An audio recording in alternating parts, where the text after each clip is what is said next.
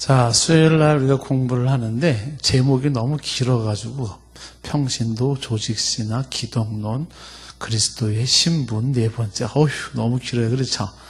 예, 그래서 한편으로는 야, 이건 대체 언제 끝나는 거냐? 뭐 이렇게 될지도 모르겠어요. 그 언제 끝나는지 뭐 이렇게 신경 쓰지 마시고 그날 배우는 거 이렇게. 그래서 오늘은 이제 예수님 부활에 대한 얘기를 할 거니까 그럼 부활에 대한 얘기 한번 좀 공부하고 이렇게 하시면 좋습니다. 전체적인 이제 큰 그림을 이제 그리면서 말씀을 드리는 것은 우리가 이제 성경을 주제별로 연구하는 거를 우리가 조직신학이라고 얘기를 했지요. 그래서 우리가 기독론을 지금 공부를 하고 있는데 주제가 기독입니다. 기독. 요 기독이라는 말이 그리스도라는 말이에요. 그리스도. 영어로 Christ 이렇게. 요 기독이라는 말이 이스라엘 사람들의 히브리 말로는 이게 메시아. 히브리 말로는 메시아. 그 다음에 그리스 말로는 크리스토스. 영어로 크라이스트. 지저스 크라이스트. 그리고 크라이스트, 그게 크라이스트는 이제 크리스토스라는 말에서 나왔지만 그 헬라 그리스 말을 한국식으로 번역한 게 그리스도, 그리고 그걸 한자표기로 한 게 기독. 중국말로는 뭐 띠또라 그러나요? 띠또? 예수 띠또 그러나요? 중국말로? 하여튼 그래서 이제 기독론은 그리스도에 대한 공부다 이런 것이고요. 예, 기독론에서는 공부할 게 굉장히 많죠. 예수님의 이름은 굉장히 많아요. 예수님의 이름이 그런 것들 보고 예수님의 본질은 예수님은 대체 인간이냐 하나님이냐 그래서 그 본질에 대한 걸 하고 그 다음에 예수님에 대해서 우리가 공부해야 될 것 중에 그는 신분이 사장님인가 아니면 사원인가 이런 거죠. 예수님의 신분은 두 개의 신분이 있는데 낮아진 신분이 있고 높아진 신분이 있다. 낮아진 신분을 종의 신분, 높아진 신분을 왕의 신분. 그래서 예수님의 신분에게는 종의 신분이라고 하는 낮아진 신분이 있고 왕의 신분이라고 하는 높아진 신분이 있습니다. 한자어로 조금 어려운 표현을 한다면 낮아진 신분을 비하, 높아진 신분을 승기 이렇게 얘기를 하죠. 그래서 이제 그 비하에 대해서 네 가지 비하가 있었다 그랬죠. 첫째가 인간이 되셨다. 성육신. 그 다음에 고난을 받으셨다. 그 다음에 십자가에 죽으셨다. 네 번째가 뭐였어요?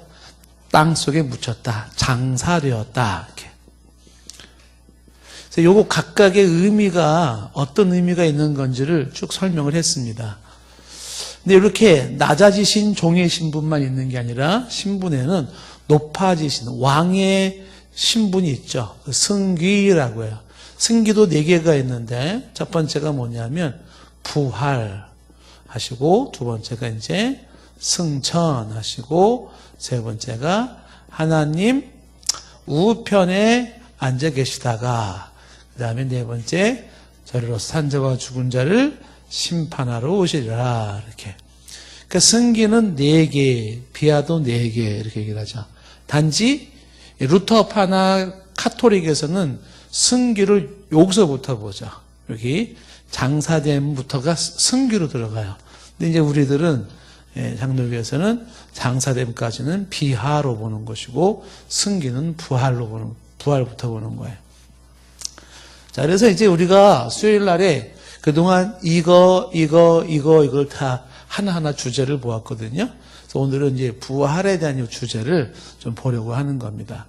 신분에 있어서의 네 번째 시간이지만 부활에 대한 이야기를 한번 좀 보자. 지난주 설교에서도 제가 말씀을 드렸지만 하나님이 저희 교회에 은혜를 주셔가지고 주일날 설교도 부활에 대한 설교고 또 수요일날도 부활에 대한 또 이 주제가 이렇게 연결되게 되어져서 하나님이 확실하게 동성교 성도님들에게 부활에 대한 믿음을 심어주시는 것 같아요. 참 감사해지죠? 지난주 설교 말씀 기억이 나냐 안 나냐는 제가 묻지는 않겠어요. 그냥 부활에 대한 이야기였다 하는 것이 왜 예수가 그리스도일 수밖에 없었는가 지난주 설교가 그 중에 하나가 뭐예요? 예수님은 4,000년 동안 예언되어졌던 분이고 목적 있는 죽음을 죽으셨고 세 번째가 뭐예요? 부활하셨다. 그러니까 부활하셨다는 것이 바로 예수라는 그분이 그리스도 4,000년 동안의 구약 성경에서 예언되어졌던 그리스도, 구원자, 메시아, 기독이 된다. 구원자가 되신다. 그런 얘기를 했었어요. 그래서 이제 오늘도 우리가 이제 부활에 대한 이야기를 좀 보려고 하는데 참 흥미롭다고 봐야 되겠죠? 예수님의 부활은 아주 중요한 기독교의 핵심 사항인데 흥미롭다고 말을 해야 될까요? 굉장히 많은 사람들이 예수님의 부활을 부정을 합니다. 그걸 끝내 받아들이지 않으려고 그리고 거부하려고 했었던 수많은 사람들이 아주 목숨을 걸고 부활을 부정하는 사람들이 많이 있었습니다.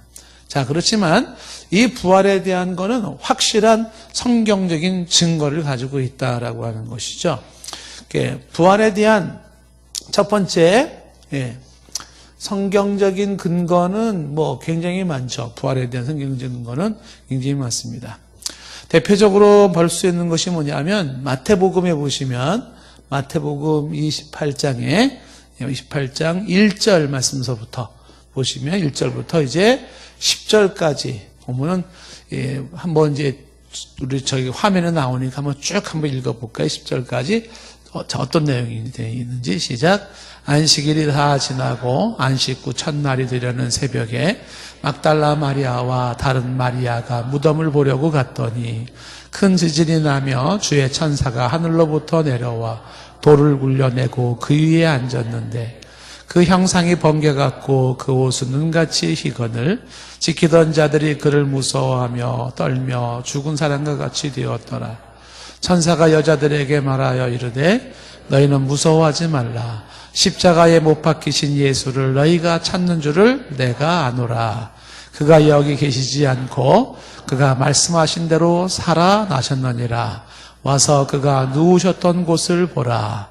또 빨리 가서 그의 제자들에게 이르되 그가 죽은 자 가운데서 살아나셨고 너희보다 먼저 갈릴리로 가시나니 거기서 너희가 배우리라 하라. 보라, 내가 너희에게 일렀느니라 하거늘 그 여자들이 무서움과 큰 기쁨으로 빨리 무덤을 떠나 제자들에게 알리려고 다름질할세. 예수께서 그들을 만나 이르시되 평안하냐 하시거늘 여자들이 나아가 그 발을 붙잡고 경배하니 이에 예수께서 이르시되 무서워하지 말라. 가서 내 형제들에게 갈릴리로 가라 하라. 거기서 나를 보리라 하시니라. 자, 이 내용이 뭐예요? 부활하신 예수님을 여인들이 만난 그런 모습이 여기가 나와 있습니다. 근데 이 부활이라고 하는 것은 어쩌다가 그런 사건이 또 생겼나 보다 이런 게 아니라 그랬죠. 예수님의 모든 사건은 우연히 일어난 해프닝, 우연히 일어난 사건도 아니라 그랬어요. 4,000년 전부터 예언되어져 왔던 그 모든 예언의 성취가 바로 예수님의 출생에서 성장 과정과 고난과 십자가의 죽으심과 부활과 다시 오시는 것까지 모든 게 다 예언 속에서 이루어지고 있다는 거죠. 그래서 요한복음 2장에 보시면 요한복음 2장 19절 말씀서부터 보시면 예수님이 살아생전에 하시는 말씀이 있었어요. 2장 19절부터 보시면요. 예수께서 대답하여 이르시되 너희가 이 성전을 헐라. 예루살렘의 성전을 헐라. 내가 사흘 동안에 일으키리라. 이런 얘기를 했다고요. 성전을 헐어버려라. 그 성전을 사흘 동안에 이렇게 3일 만에 이제 일으키겠다. 이어지는 20절 말씀에 유대인들이 말을 하죠.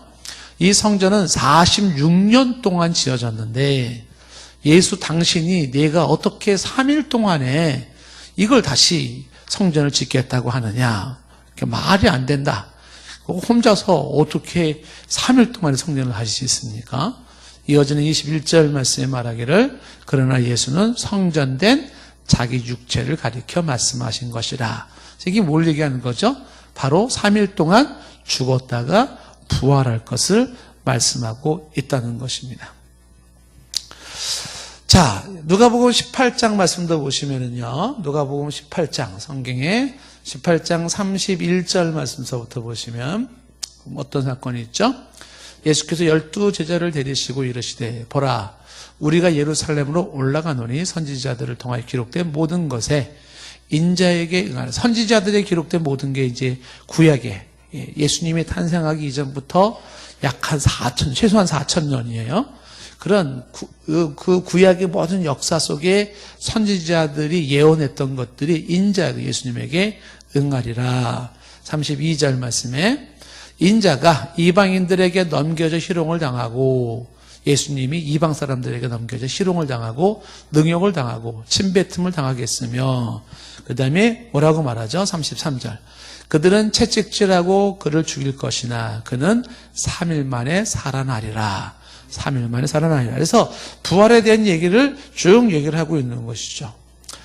고린도전서 15장에 보시면은요, 고린도전서, 우리가 지금 고린도전서 15장 보고 있죠. 주일날.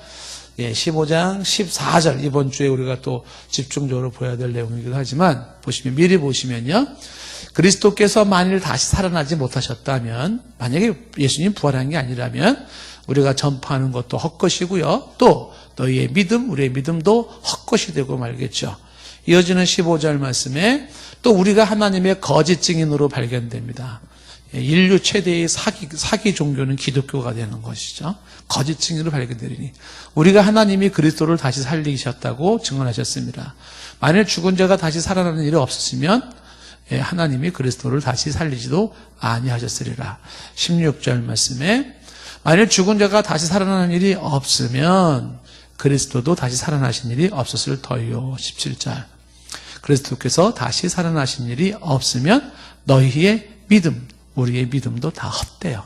그리고 우리는 여전히 죄 가운데 있을 것이다. 이렇게 되는 거죠. 자, 이 얘기에 강조하는 게 뭐냐면 예수님의 부활이라고 하는 것은 분명한 역사적 사실이고 그것은 신앙생활에 아주 중요한 그런 근거가 된다라고 하는 것입니다. 자, 그런데 성경적인 근거가 분명한데 근데 이제 지금까지 수많은 정확하게 표현하면 사탄의 휘하에 있는 사람이라고 표현하는 게 제일 좋을 것 같아요. 사탄의 휘하에 있는 사람들이 예수님의 부활을 반대해요. 부활을 반대하는 이론들이 있었어요. 첫 번째는 어떤 이론이 있냐면 허위설이라는 게 있어요. 허위설. 이 허위설을 다른 말로 시체 도난설 이렇게 우리가 보통 학문적으로 이렇게 이름을 붙이는데 이 허위설이나 시체 도난설은 다른 말로 날조설이라고도 얘기해요. 날조설. 그러니까 예수님의 부활을 반대하는 사람의 이론 중에 하나가 뭐냐면 예수 부활 사건은 허위적인 것이고 날조된 것이다. 제자들이 예수님의 시체를 가지고 도망가 놓고서 원래 예수님 시체를 가지고 훔쳐서 도망가 놓고서 소문을 내기를 예수님이 부활했어 라고 소문을 낸 것이다. 이렇게 얘기하면서 예수님의 부활이 성경적인 내용이 실제가 아니라고 반대를 하는 것입니다. 근데 허위설은 어떤 면에서 설득이 안 되냐면 안 되는 이유, 여기에 대한 반론을 제기할 수 있는 게 뭐를 반론할 수 있냐면 첫 번째가 제자들의 시체를 훔쳐 가지고 도망가야 할 이유가 없다는 것이에요. 예수님이 시체를 가지고 도망가야 할 이유가 제자들에게는 없었다. 자, 왜 그렇게 얘기할 수 있냐면 우리가 이제 지난주에도 잠시 보았지만 이 제자들은요, 예수님이 살아생전에 내가 죽었다 살아날 것이다, 3일 만에 부활할 것이다 얘기를 했었어도 제자들은 한결같이 그 말을 안 믿었어요. 제자들이 그냥 예수가 하는 소리려니 했던 사람들이에요.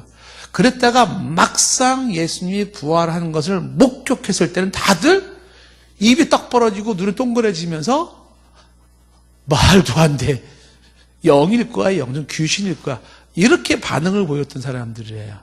그 제자들은 예수님의 이 시체를 훔쳐가고 예수님 부활했던 거 날조해 할 만큼 그런 마음의 여유나 혹은 그런 이유가 없었다라는 것이에요. 그래서 이 허위를 만들어낼 만한 이유가 없었다라는 게 첫 번째 반론이고, 두 번째 반론은 뭐냐면 시체를 훔쳐갈 수 있는 가능성이 없다라는 거예요. 가능성이 없어요. 왜 가능성이 없냐면 일찍이 제자들이 훔쳐서 예수님의 시체를 훔쳐서 가지고 도망간 후에 예수님이 부활했다고 소리칠 것을 염려했던 게 로마 군인들이에요. 먼저. 그래서 그 사람들이 뭐를 했냐면 예수님의 그 무덤을 군인들이 지키게 했어요. 군인들이. 그 군인들이 지키고 있는 그곳을 가서 훔쳐올 수 있을 가능성은 없다. 더군다나 예수님의 그 무덤이라고 하는 것이 지금처럼 우리처럼 땅 속을 파는 게 아니라 동굴 속에다가 집어넣고 커다란 바위로다가 이거를 이렇게 막아놔요. 바위를 1톤. 그리고 그 옆에 군인들이 지키고 서 있었단 말이야. 이렇게 군인들이. 그러니까 훔칠 가능성이 없는 거는 군인들을 뚫고 들어가는 것도 어렵지만 1톤이나 되는 돌을 그걸 밀고 들어갈 수 있는 여력도 없었다. 더군다나 시체 도난설이 말이 안 되는 것, 가능성이 없다고 보는 것 중에 하나가 뭐냐면 만약에 제자들이 예수님의 시체를 훔쳐가지고 도망간다 그러면 얼마나 긴박한 상황이겠어요? 그런데 예수님의 몸을 싸고 있는 세마포는 그대로 놔두고 알몸만 쏙 뽑아가지고 간다는 게 말이 되겠냐. 훔쳐가려고 그러면 세마포 쌓여있는 모습까지 다 가져가야죠. 안 그렇습니까? 근데 예수님의 그 쌌던 세마포는 쌌던 모습이 그대로 있어요. 그대로. 그리고 기가 막히게 몸만 싹 빼가지고 도망갔다. 그건 말이 안 된다. 오히려 시체 도난설은 설득력이 없다라는 것이고요. 그 다음에 이 허위설이나 시체 도난설, 날조설이라고 하는 것이 이것이 동의될 수 없는 그 이유 중에 하나가 뭐냐면 제자들이 이거를 허위설을 만들어 놓고 시체를 가지고 도망가고 날조를 했다고 한다면 제자들이 이 날조된 이 모든 것에 자기들의 목숨을 걸 이유가 없다는 거죠. 목숨 걸 이유가 없다. 자기들이 만들어낸 거짓된 이론에다가 순교합니까? 그렇지 않아요. 제자들은 한결같이 이 부활하신 주님을 위해서 기꺼이 순교를 하는데 그 순교를 정말 영광스럽게 순교하죠. 자기들이 만들어낸 거짓말에 목숨을 걸 수 있다는 건 말이 안 되고요.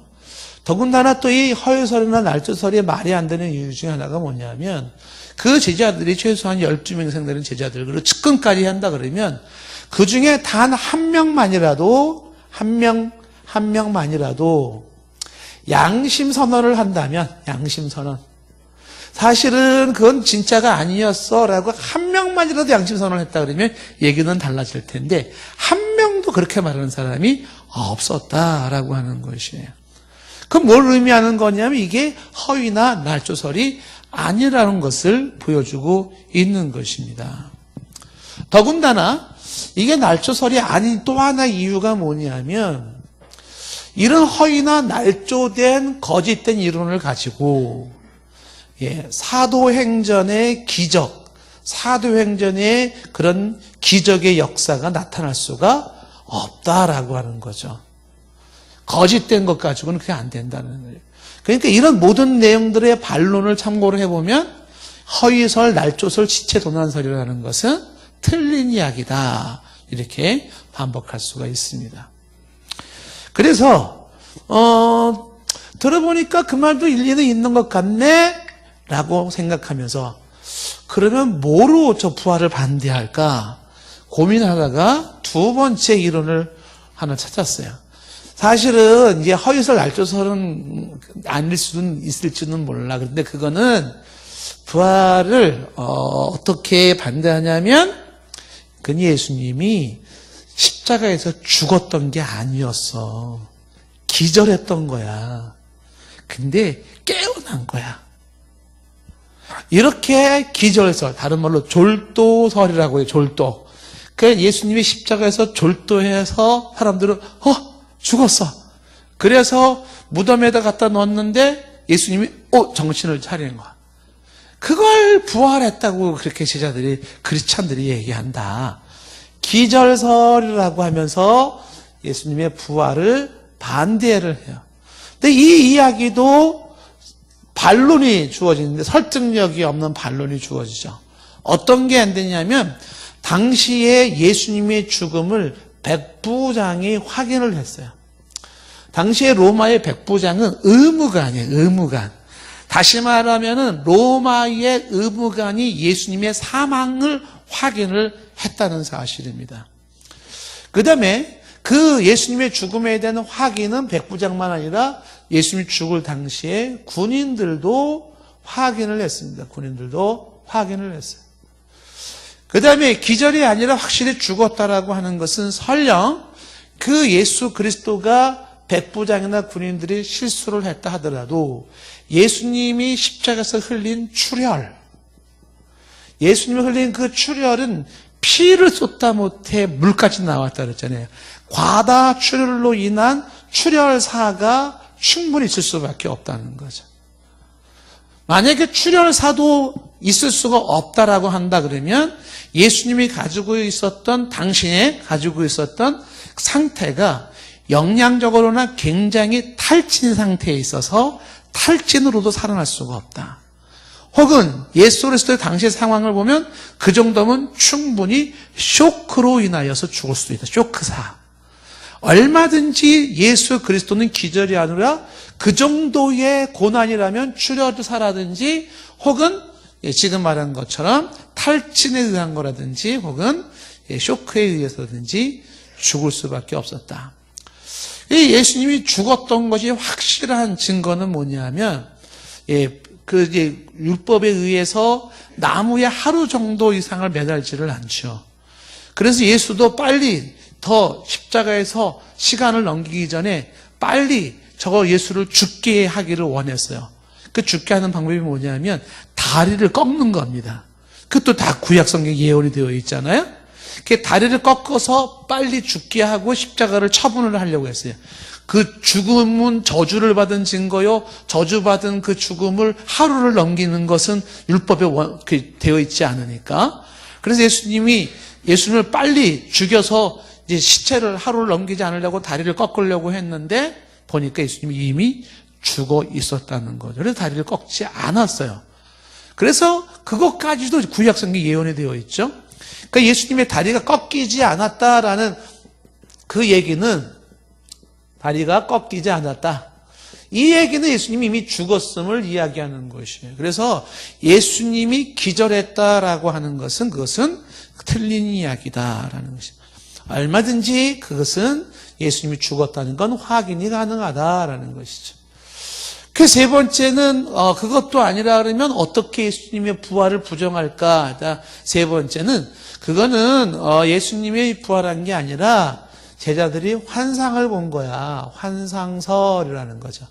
환시환상설이라고 하는 거죠.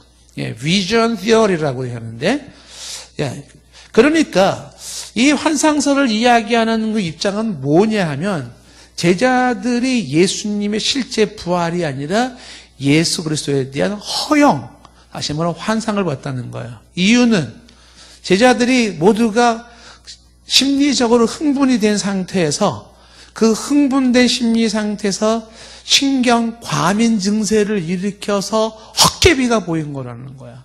헛개비가 보여졌다.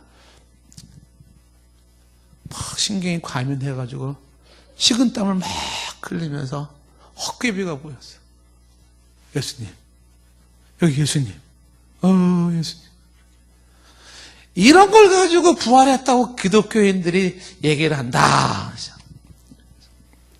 그래서 환상설로서 예수님의 부활을 반대를 하는데, 근데 이것도 설득력이 없는 첫 번째 이유가 뭐냐면 어떻게 그 예수님의 부활을 목격했던 그 많은 사람들이, 수많은 목격자들이 동시적인 환상을 볼 수 있었나? 환상을 본다 그러면은 한 사람이 받고 두 사람이 받거나 할 수가 있는데 너무나 많은 목격자들이 동시적으로 환상을 본다는 게 말이 되겠는가라는 거죠. 그리고 환상을 봤는데 한결같이 예수님이 돌아가신 지 3일 후에 환상을 보냐.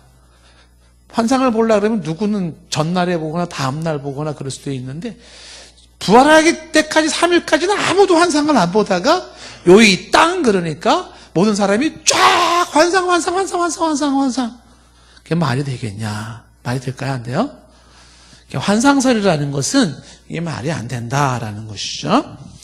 더군다나 이 환상설이 말이 안 되는 이유 중에 하나가 뭐냐면 예수님의 부활을 목격했던 사람들은 다 자신들의 일상 직업 생활을 하면서 생활 중에 예수님을 만났어요. 예수님을 만남. 그래서 직업 생활 중에 예수님을 만났다라는 것이 왜 환상설에 대한 반대 이론을 낼 수 있는 거냐면 제자들은 예수님이 죽었다라는 판단하에서 뭐를 했냐면 다 자기의 옛날 직업으로 돌아갔어요. 본업으로 돌아갔어요. 야, 예수님 죽었대. 다 끝이야. 우리 옛날 직업으로 가자. 그래서 어디로 갔어요? 물고기 잡으러 가. 어부들이. 그러니까 자기 물고기 잡으러 가가지고 다시 그물을 던지고 물고기를 잡고 한다는 거는 뭘 의미하는 거냐면 예수님의 부활에 대한 기대가 없었다는 거예요. 예수님의 부활에 대한 기대가 없었기 때문에 그들은 물고기를 잡으러 간다는 거예요. 좀 전에 얘기한 것처럼 흥분 상태에서 신경과민으로 인한 환상이 그들에게 있을 수가 없다는 거죠. 제자들이 일터에서 예수를 만났다라고 하는 것은 그들은 기도하다가 묵상하다가 어떤 종교적인 성령에 취해서 그렇게 예수를 본 게 아니다라는 것이에요.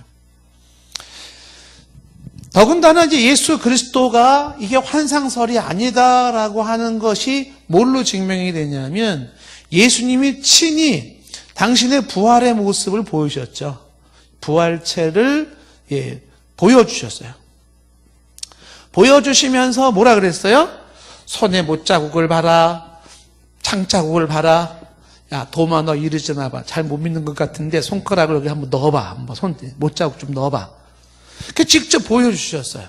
그리고 영은 뼈가 없지만 지금 이 육은 뼈가 있다라고 얘기를 하시고 그리고 예수님께서 당신이 모습이 부활 모습이 환상이 아니라는 걸 증명하는 아주 좋은 방법이 뭐냐면 생선을 잡수신 거예요. 그래서 저는 생선을 좋아하잖아요. 그 생선을 잡수셨어요. 그게 뭘 말하는 거예요? 환상이 아니라는 거죠. 더군다나 환상이 아닌 이유는 생선을 잡수시면서 어떻게 해요? 사람들하고 인격 대 인격의 대화를 나누는 거죠. 내가 시편의 글을 통해서 말씀하지 않았냐. 모세의 글을 통해서 선지자의 글을 통해서 인자가 이렇게 고난을 받고 그리고 삶 안에 부활할 것을 알려주지 아니했느냐. 그런 인격적 대화가 이루어지고 있었다라고 하는 것입니다. 그래서 이 환상설이라고 하는 것도 옳지 않다라고 하는 것입니다. 자, 그러다 보니까 이제 네 번째는 무슨 이론이 있냐면 네 번째는 허위설도 기절설도 환상설도 아니니까 네 번째는 저 예수님의 부활은 그는 신화적인 이야기야. 신화설로 이렇게 반대하는 입장이 있어요. 신화설. 그러니까 이 예수님의 부활이라고 하는 이 사건은 이것은 실제 사건이 아니라 바로 예수님 당시에 있었던 이방 종교, 이교들 혹은 바벨론이라든지 근동 지방의 여러 나라들이 가지고는 타 종교가 가지고 있었던 그런 부활에 대한 개념을 그 전설적인 것을 제자들이 가지고 온 내용이다. 신화적인 것이다. 이렇게 이야기를 하는 것이죠. 신화설이다. 그래서 이 신화설을 가지고서 예수님은 부활한 실제 사건이 아니다라고 얘기를 하는데 근데 이것도 지금 설득력이 없어요. 반대가 되는 입장이 뭐냐면 신화설을 얘기할 때 그러면 기독교의 예수 부활은 어느 신화에서 가져왔을까요? 근거가 부족하다라는 거죠. 그리고 신화설을 이야기할 때 두 번째는요. 신화설이 말이 안 된다라는 그 이유는 뭐냐면 역사 인물 중에는 크리스찬이 아닌 사람들, 크리스찬이 아니었던 역사학자들이 있어요. 타키투스라든지 유대 요세푸스라든지 토인비라든지 이런 사람들은 크리스찬들은 아닌데, 이런 사람들 중에 그 역사학자들이 예수의 부활의 실제 사건을 인정을 했다는 거예요. 이 신화설을 강조하는 이론을 폈던 게 이제 루돌프 불트만이라는 사람이 이런 걸 강조를 했는데, 불트만이 가장 아끼는 제자도 이 부분에 대해서 회의를 갖기 시작하죠. 그러니까 이 신화설이라는 것은 양심적인 입장을 가진 사람들은 얼마든지 이 부분에 대해서 부정을 할 수가 있다는 거죠. 이 신화설을 강조하는 사람들이 대개 누구냐? 아까 말한 루돌프 불트만 같은 사람들은 어떤 사람이냐면, 예수 그리스도의 부활만 반대하는 것이 아니라 성경에 나와 있는 모든 기적이나 성경에 나와 있는 모든 특별한 사건들을 다 부정하는 사람들이에요. 그러니까 복음서의 기사들을 이방 타 종교의 기사와 연결을 시키면서 성경 전체를 불신하는 사람들, 성경 전체를 불신하는 사람들이 성경적인 증언들을 인정할 수가 없어. 성경적 증언들을 인정할 수가 없어. 굳이 말을 만들어낼 수 있는 방법은 저기 이방 종교에서 가져온 거야 라고 이야기를 하는데, 이게 다 불신앙적인 모습이다라는 것이. 그러나 그 연결시켜서 설명하는 부분에는 한계가 있다는 것입니다. 예수님의 부활에 대해서 이런 식으로 이야기하는 것 말고도 예수님의 부활을 관념적인 부활이라든지 영적인 부활이라든지 이런 얘기를 많이 하죠. 그러니까 이 관념적인 부활이라든지 영적인 부활이라는 게 뭘 말하는 거냐면, 이제 신학적인 용어 중에 주관적 환상이라고 얘기를 해요.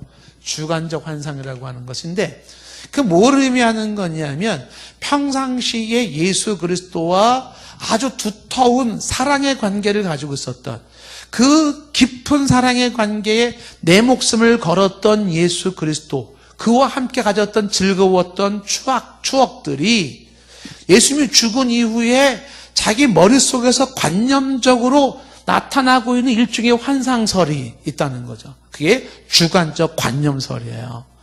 그런 것을 부활을 했다라고 이야기를 한다는 것이죠. 근데 이런 건 아까 환상설에서 말하는 것처럼 예수님이 직접 보여주신 부활의 실체를 통해서 그런 관념설, 영적 부활설 혹은 환상설은 옳지 않다는 것이 보여질 수가 있죠. 예수님이 부활했다는 확실한 증거라고 하는 것은, 가장 확실한 증거는 우리가 주일날 보았지만요, 너무나 많은 목격자가 있었다는 사실이에요. 수많은 목격자가 있었었다. 실제 사건이. 베드로뿐만이 아니라 우리가 지난주 말씀 기억나나요?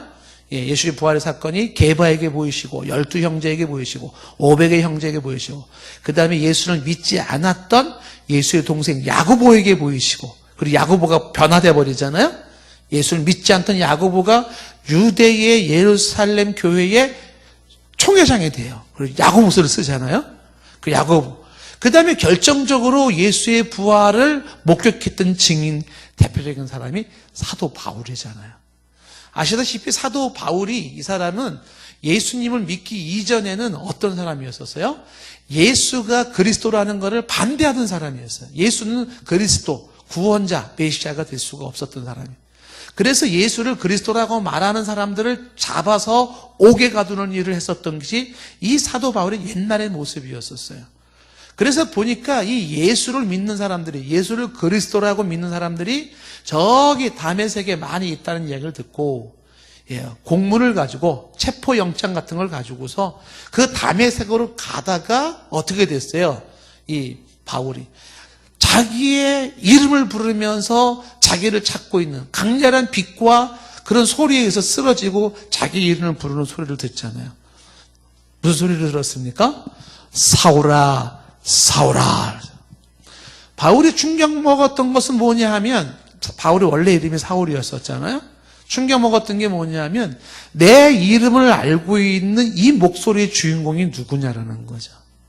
내 이름을 알고 있다라는 건 뭐냐면 나를 안다는 건데, 나를 알고 있는 그 누군가가 나를 부르고 있는 이 목소리의 주인공이 누구냐는 거예요. 사방팔방을 보고 사람은 보이지 않고.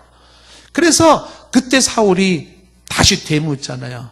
당신은 누굽니까? 라고 묻잖아요. 중요한 질문이죠. 지금 나를 알고 있고 내 이름을 부르고 있는 당신은 누굽니까? 그랬더니 대답이 왔어요. 뭐라고 대답했습니까? 나는 내가 핍박하는 예수라 그랬어요. 그러니까 이 예수님은 십자가의 죽으심으로 끝난 사건인 줄만 알았어요. 그래서 더 이상 예수에 대해서는 이제 얘기를 안 해도 될 거라고 생각을 했는데 이게 웬일이에요? 그분이 죽음으로 끝난 줄 알았는데 그분이 나의 이름을 부르고 있고 지금 나를 보고 있고 그동안 내가 행해왔던 모든 것들을 다 알고 계시더라는 거죠. 충격을 먹어버린 거예요. 예수는 죽음으로 끝난 줄 알았는데 이 예수가 죽음으로 끝난 게 아니라는 거죠. 뭘 경험한 거예요? 다시 살아나신 예수님을 만나는 겁니다. 그래서 묻지요. 내가 뭘 어떻게 해야 됩니까? 가라. 아나니아를 통해서 네가 해야 할 일을 알려주길 것이다. 그래서 예수가 그리스도가 아니라고 주장했던 이 사울이 부활의 예수님을 만난 이후에 어떻게 돼요? 예수는 그리스도라고 증거하는 자가 되고 이 증거에 목숨을 걸고 수도 없는 고난을 당하잖아요. 수도 없는 어려운 생활을 하잖아요. 그 어려운 생활, 고난의 생활을 기꺼이 감수할 수 있었던 것은 왜 그랬어요?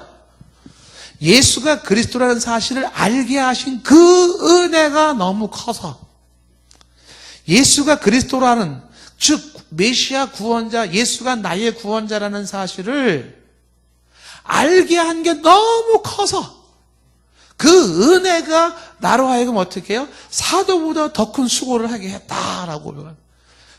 그 은혜가 헛되지 않게 하려 하여 내가 사도보다 더 큰 수고를 했다. 부활의 목격자들의 증인들이 얘기하는 것이 부활의 사실성을 충분히 입증한다는 거죠. 여러분, 우리가 이제 지난번에 아주 오래전에 하나님의 존재 증명에 대한 공부한 적이 있었죠. 기억나시나요? 하나님의 존재를 증명하라. 하나님이 존재하시는지를 증명하라. 존재 증명에 대한 거 하나님 신론을 할 때, 신론 얘기할 때 얘기를 했었어요. 그때 하나님의 존재 증명을 위해서 뭐 여러 가지 했잖아요. 뭐 존재론적인 증명, 우주론적인 증명, 목적론적인 증명, 도덕론적인 증명 막 얘기를 했잖아요. 그냥 아는 척 하세요. 끄떡끄떡 이렇게 다 이렇게. 아는 척이 아니라 아시지. 겸손한 모습으로 그냥 가만히 있는 것이었죠. 예. 자, 그때 이 존재 증명을 얘기할 때 제가 뭘 얘기를 했습니까? 있음을 증명하는 거랑 없음을 증명하는 거랑 그 차이점을 얘기를 했잖아요. 있음을 증명하는 건 있잖아요. 있다는 흔적 요만큼만 있으면 돼요. 있다는 흔적은. 없음을 증명하려고 그러면요. 전 우주를, 전 세계를 다 뒤져가지고 없다는 걸 증명을 해야 돼요. 예를 들면은, 여러분, 호랑이가 있다는 걸 증명하는 것과 호랑이가 없다는 것을 증명한다고 하면, 호랑이 있다는 걸 증명하려고 그러면 있잖아요. 호랑이 사진 한 장만 가지고 나오면 될 거예요. 끝! 누가, 나 저기 대공원에서, 동물원에서 호랑이 봤거든? 그러면 끝이에요. 그거 있어. 있다는 걸 증명하는 건 굉장히 간단해요. 근데 없다는 걸 증명하려면 어떻게 해야 돼요? 동시에 이 우주까지는 알 것도 없어요.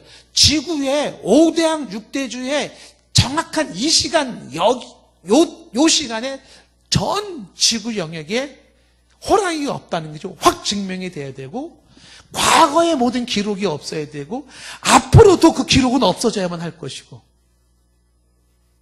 과거의 증거가 있거나, 동시적으로 증명이 한다는 걸 뭘 의미하는 거냐면, 보세요. 동산, 여기 시흥동에 호랑이가 없던데? 라고 말한다면 호랑이가 요 시간대에 저쪽으로 안양으로 도망갈 수도 있었거든요. 그러니까 안양에도 동시에 없다고 말해야 되고 인도에도 없다고 말해야 되고 미국도 없어야 된다고 말해요. 동시에 없다고 말해줘야 돼. 과거에도 흔적도 없어야 돼.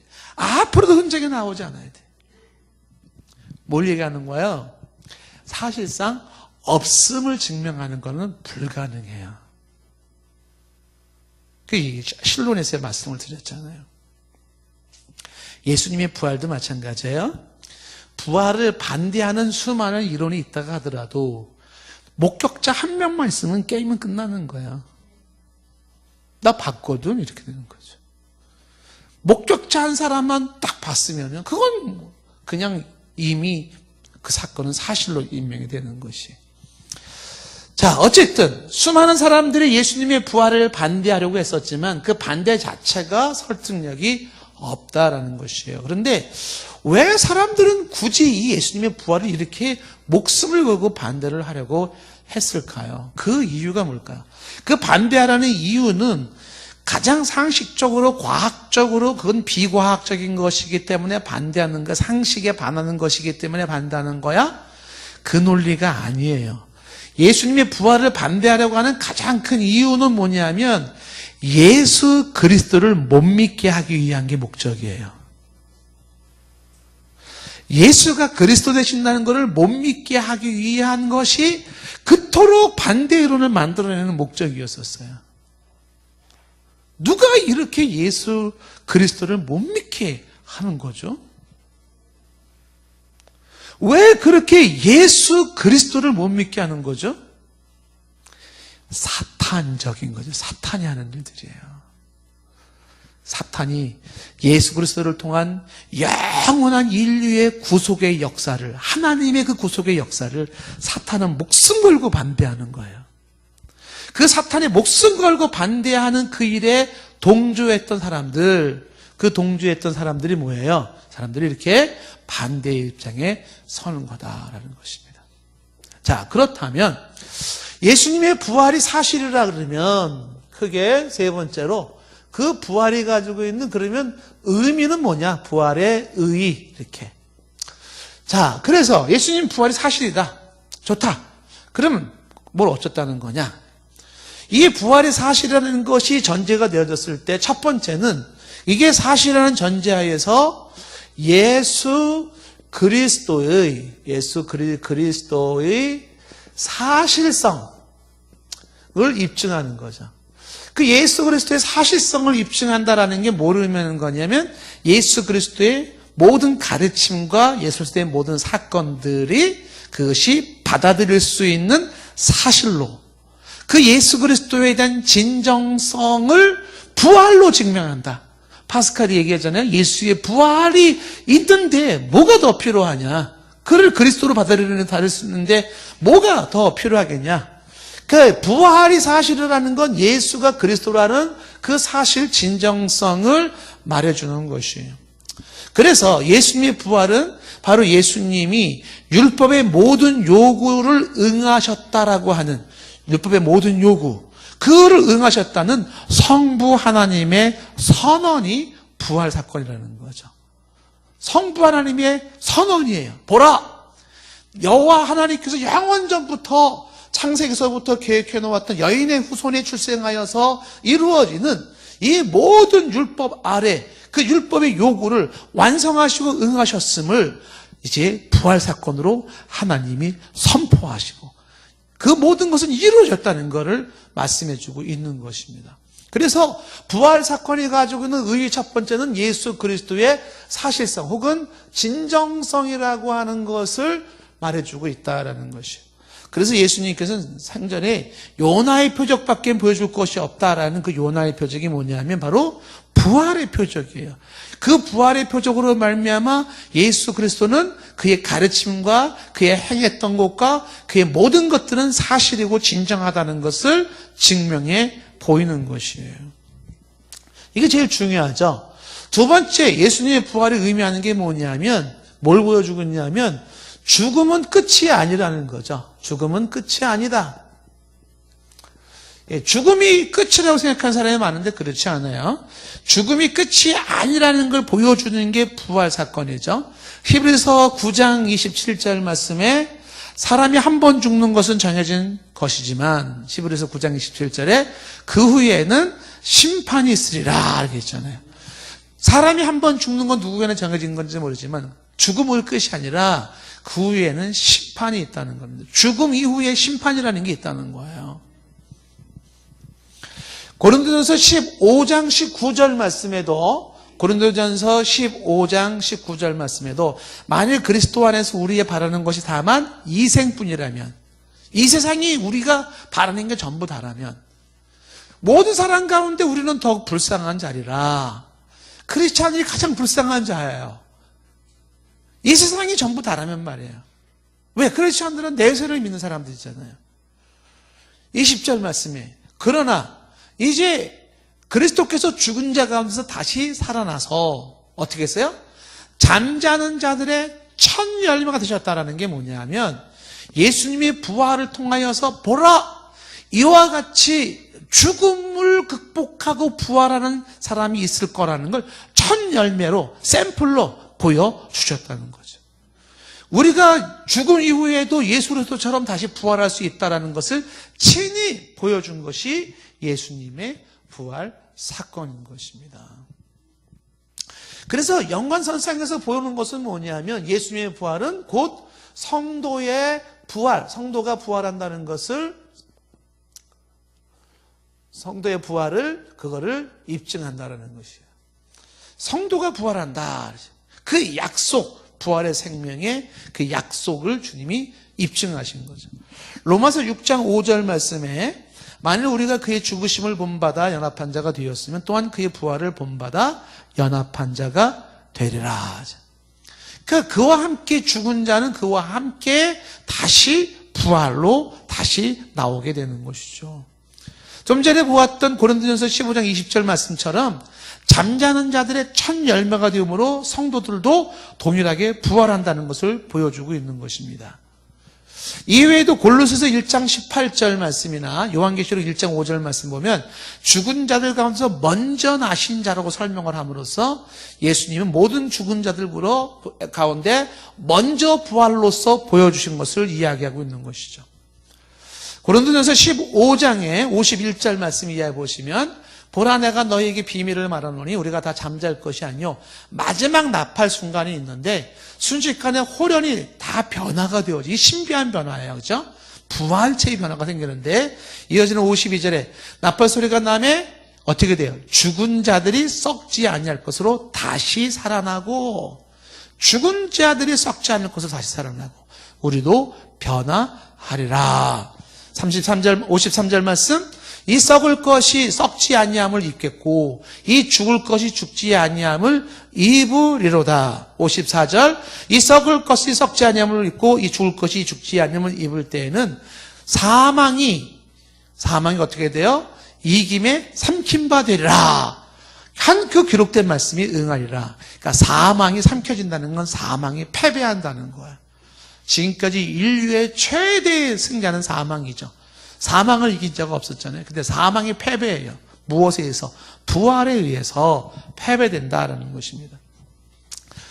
자, 이 부활은 예수 그리스도의 진정성과 죽음이 끝이 아니라는 것과 성도의 부활을 얘기하면서, 그 다음에 네 번째, 이 부활의 의미는 뭐냐면 바로 원수가 이미 격퇴됐다는 거예요. 원수의 격퇴. 사탄이 격퇴되어졌다는 걸 말을 하는 것이죠. 그 원수의 격퇴를 지금 계속 고린도전서 보시면은 이제 15장 55절부터 보면 이렇게 되어 있어요. 사망아, 너희 이기는 너의 승리가 어디 있느냐? 사망아, 내가 쏘는 것이었네. 여기 내가 쏜다라는 게 이게 독이거든요.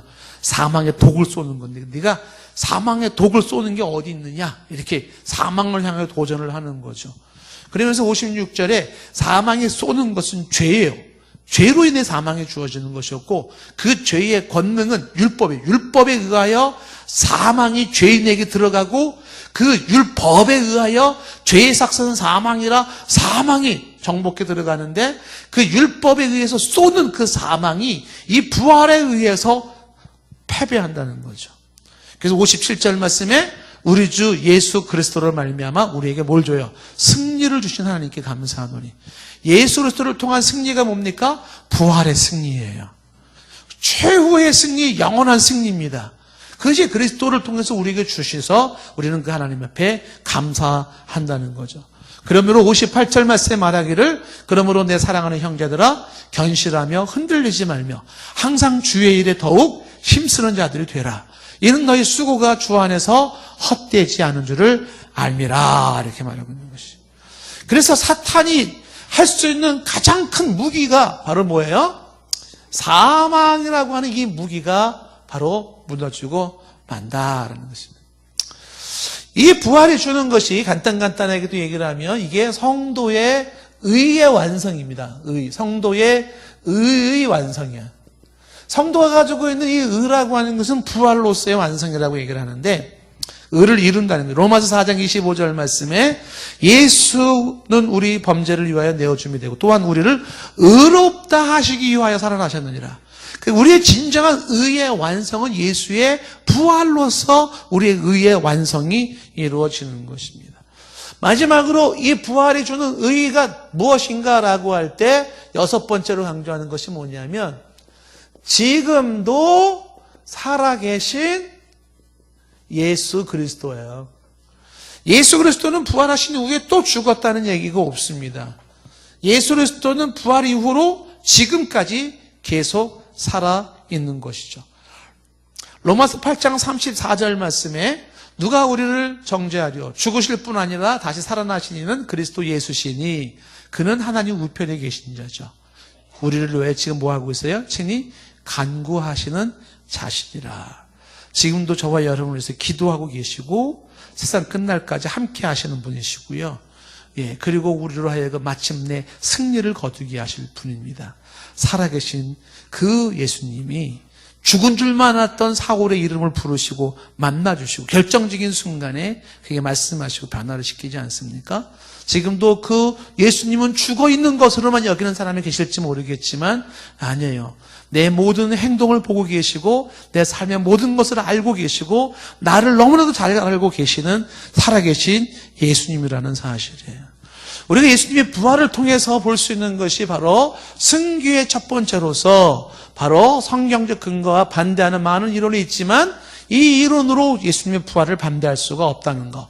부활이 사실이고 부활에 근거한 예수 그리스도의 사실성과 죽음이 끝이 아니고 성도의 부활이 보장되어 있고 원수가 격퇴당했으며 성도의 의가 완성되어지고 지금도 살아계신 예수 그리스도라는 사실입니다. 이것이 우리의 신앙이기를 바랍니다. 기도하겠습니다. 하나님 아버지, 예수 그리스도가 부활하셨습니다. 이것이 우리의 신앙 고백이 되게 하옵소서. 살아가신 예수 그리스도의 부활로 말미암아 우리도 영원한 새 생명의 부활이 보장되는 줄로 믿습니다. 예수 그리스도의 부활로 사탄의 권세가 파괴되어지고 우리의 의가 이루어지고 이제 오늘도 우리와 함께 하시며 동행하시는 살아계신 예수 그리스도를 신뢰하고 찬양하게 하옵소서. 이 믿음이 굳센 믿음으로 우리를 붙잡을 수 있기를 간구합니다. 예수님의 이름으로 기도드리옵나이다.